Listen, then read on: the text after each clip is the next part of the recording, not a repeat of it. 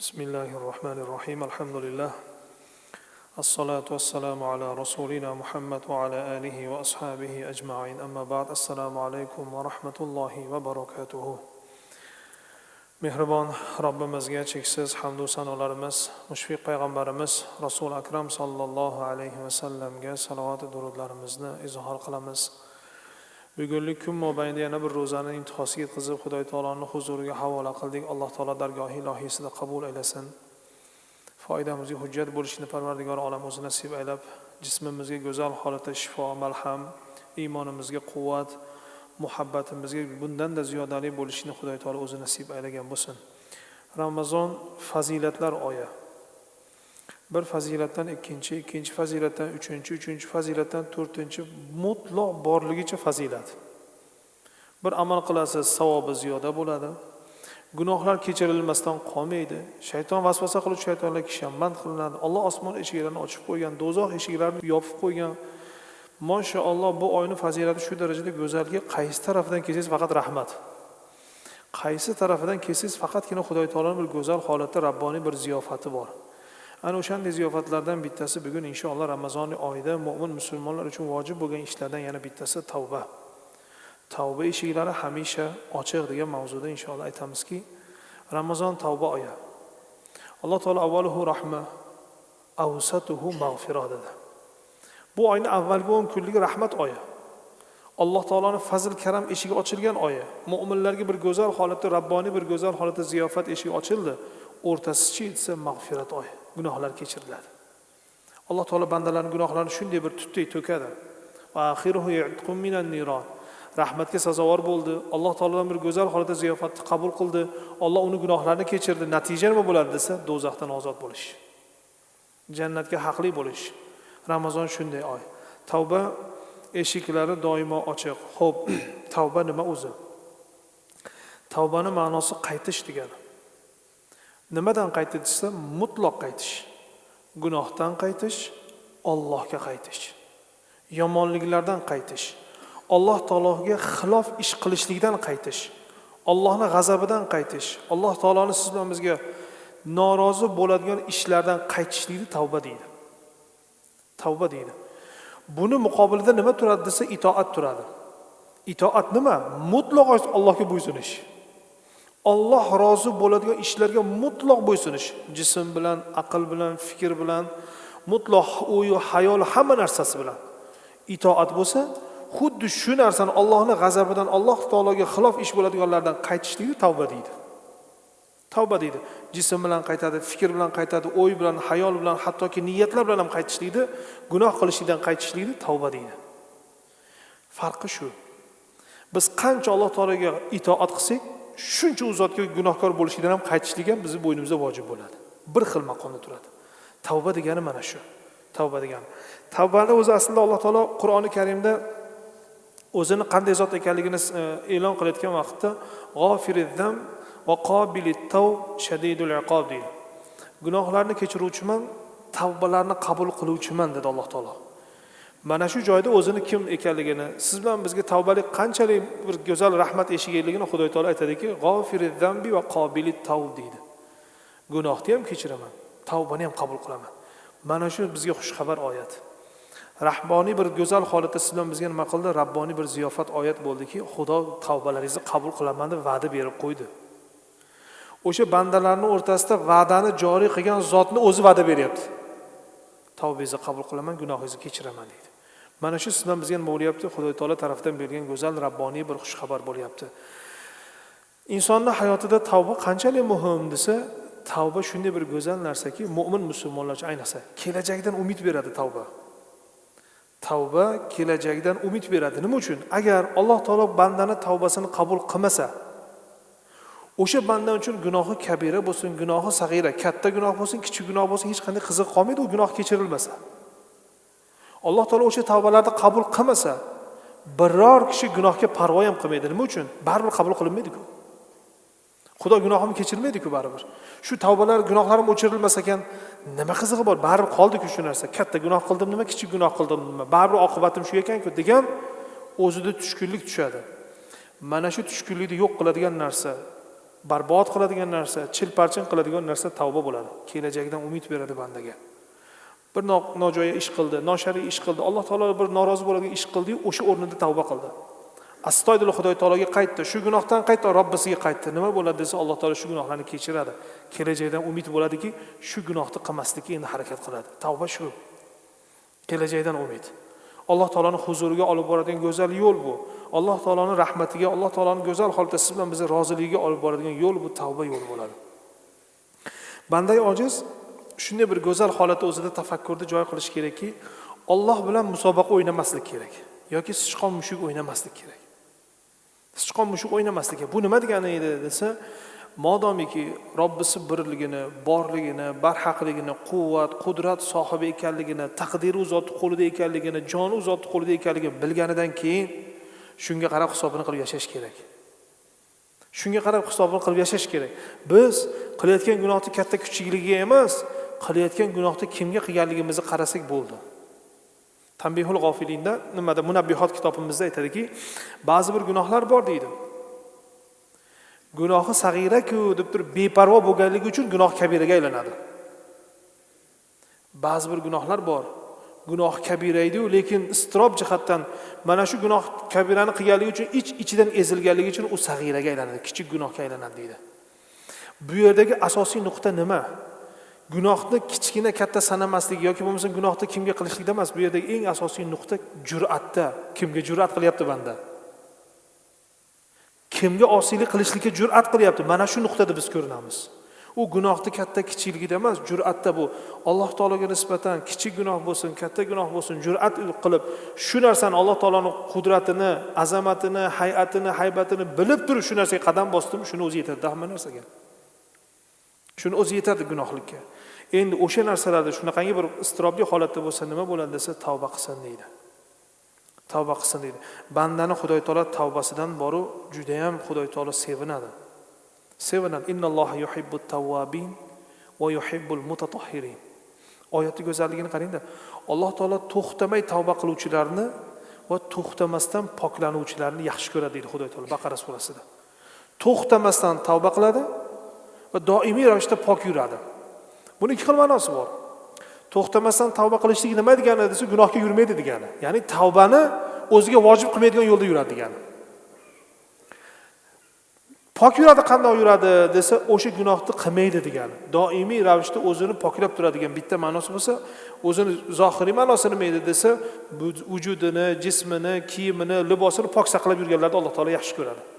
Lekin bu yerda hozirgi mavzumizga tegishli nuqtasi qayerda edi desa, Alloh taolo yuhibbut tawwabin va yuhibbul mutatahhirin. Alloh taolo tavba qiluvchilarni va shu tavba gunoh ko'chasiga kirmaydiganlarni yaxshi ko'radi degan ma'nosini ulamolar nima qilishgan? Aytishgan. Shunday ekan, Alloh taologa osiy bo'lishida hushyor bo'lish kerak. Ko'zni ochish kerakki, Alloh taolo tavbani qabul qiladi qachon desa, o'sha banda o'sha qilayotgan tavbasini kimga qilayotganligini bilsagina qabul qiladi. Yana bir narsa borki, bugun siz bilan biz mana shu narsani eshitdik, bildik. Tavba biz uchun kelajakdan umid ekan. Qanchalik Alloh taolo tavbalarni qabul qiladi? Alloh taolo tavbalarni qabul qilishida qanday zot desa, Xudoy taolo shunaqangi bir go'zal zotki, Alloh taolo o'zi Qur'onda e'lon qildi. Siz bilan bizga bashorat qilib aytdiki, qul ya ibadiyallazina asrafu ala anfusihim la taqnatu min rahmatillah. Rasulullohga Alloh taolo aytdi: "Ey Muhammad sallallohu alayhi vasallam, ummatlaringizga ayting." Qaysi ummatlarga? Ya ibadiyallazina asrafu ala anfusihim.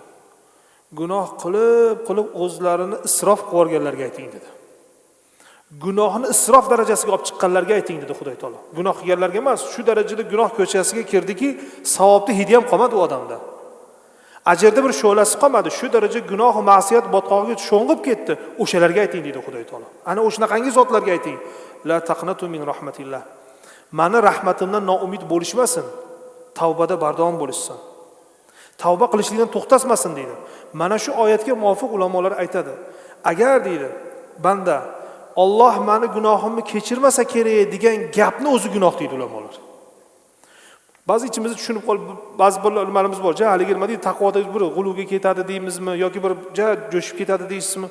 Biz shuna gunohlar qilganmiz, endi Xudo kechirmaydi deb qo'yadi. Yo'q, bu gap gunoh. Mana shu gapni aytishlik o'zi gunoh. Nimaga bilasizmi? Alloh meni gunohimni kechirmasa kerak degan gapni o'zi gunoh bo'lishining sababi deydi.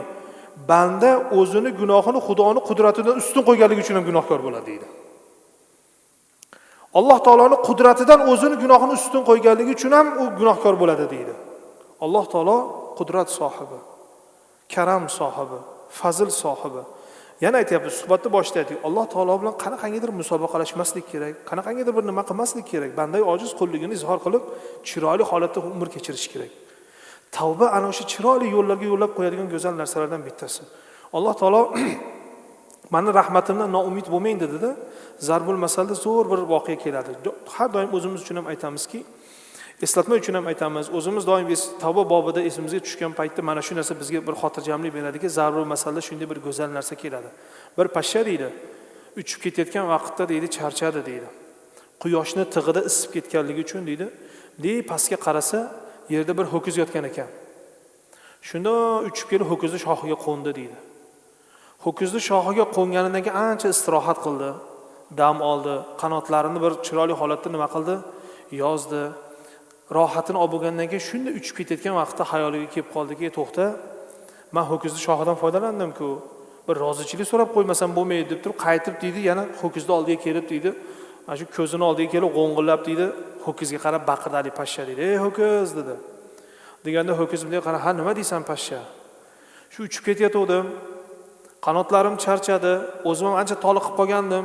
Shu kelib seni shoxingga qo'nib istirohat qilib dam oldim. Ancha oromim chiqqandan keyin endi uchib ketyapman.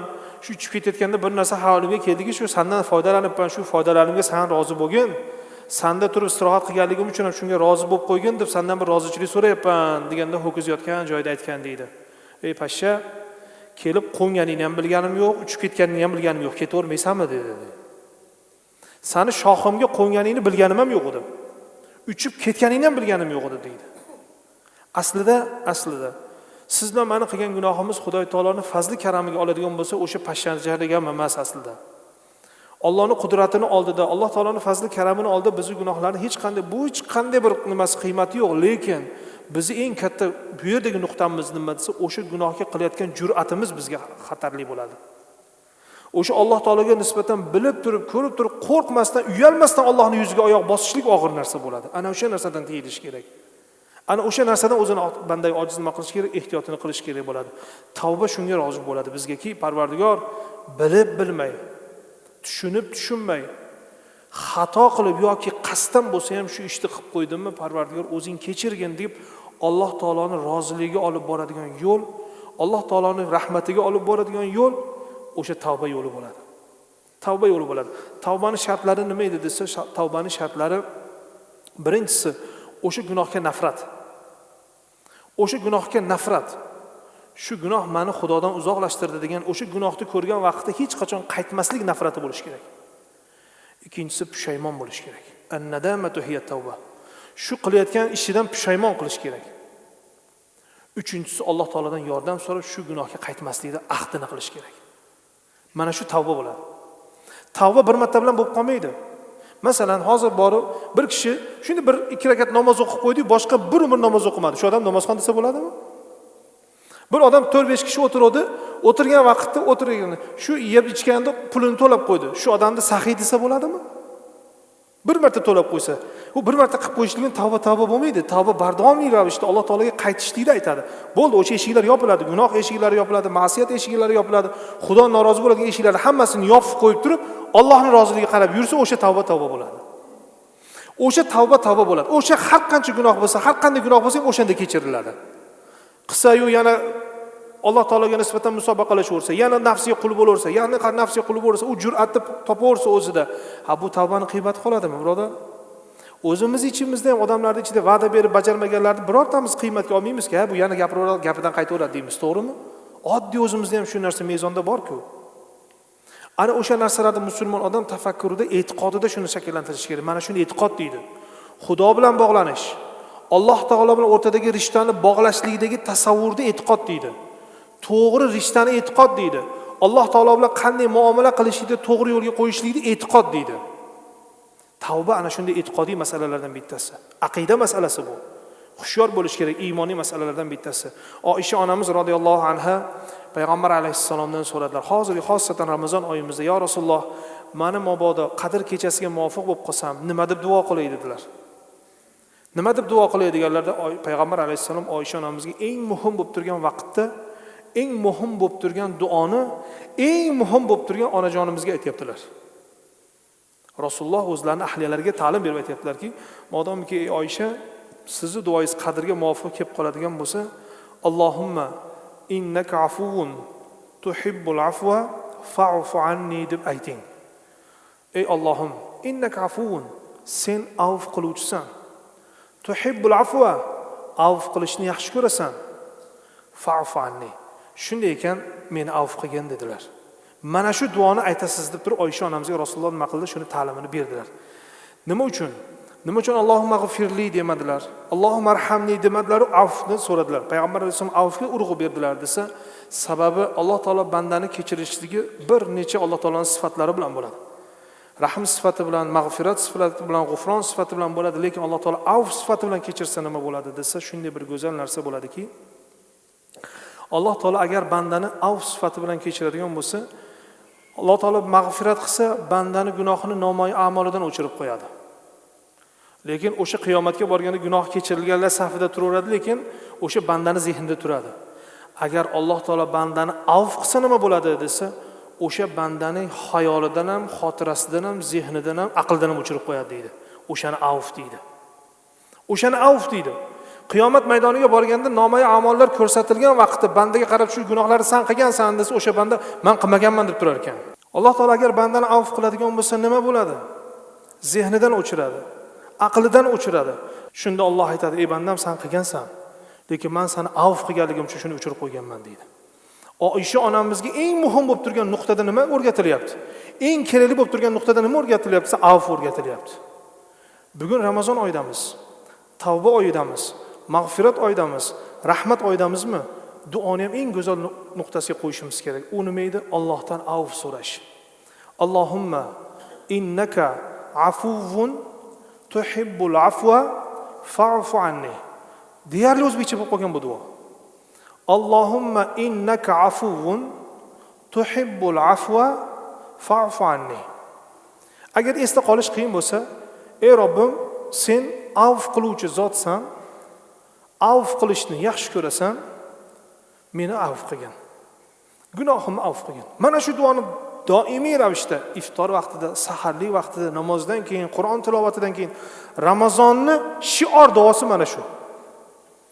Ramazonni shior duosi mana shu.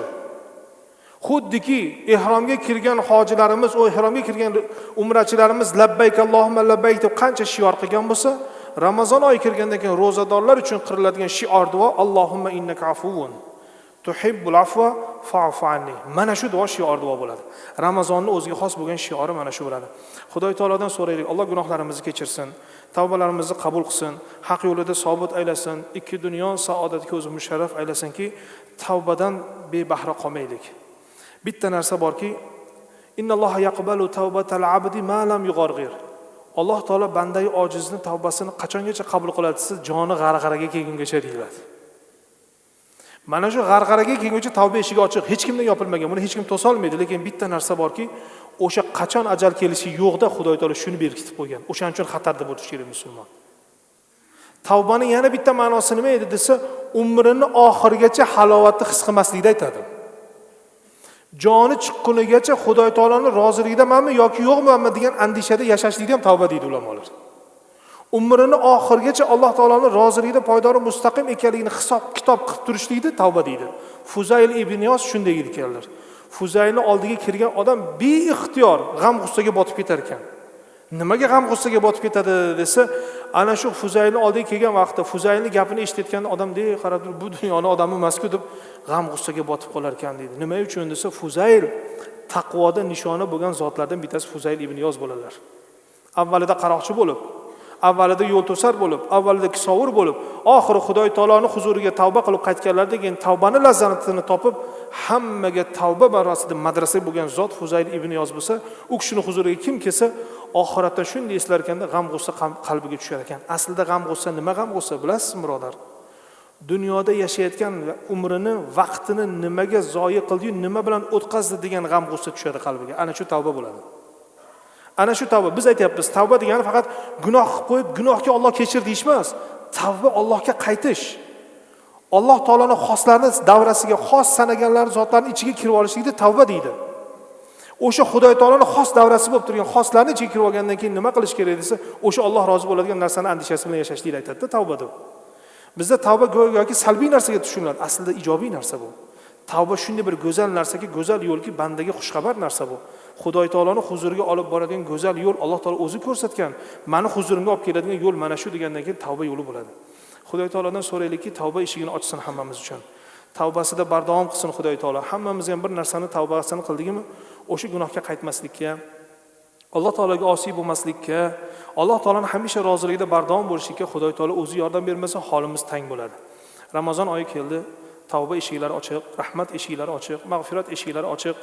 Kuni bo'yi ro'zadormiz, alhamdulillah. Kuni bo'yi Xudoy taoloning ibodatida turganimizdan keyin bu yoqga ham astoydil harakat qilib, o'sha gunohlarni kechirish kerak. Rasululloh sollallohu alayhi vasallam aytdilar, "O minbarga ko'tarilayotgan vaqtlarda esinglarda bo'lsa, Ramazon oyi kirsa-yu, gunohlarni Robbisidan kechirtirilmagan ummatimni, gunohlarga tavba qilib, shu Ramazonda onasidan tug'ilgan chaqaloqdek chiqmagan ummatimni burni yerga ishqalansin" deganlar Rasululloh. O'sha hadis esimizda turishi kerak. Tavbani har lahzasida siz bilan bizga oshno bo'lish kerak bo'ladi.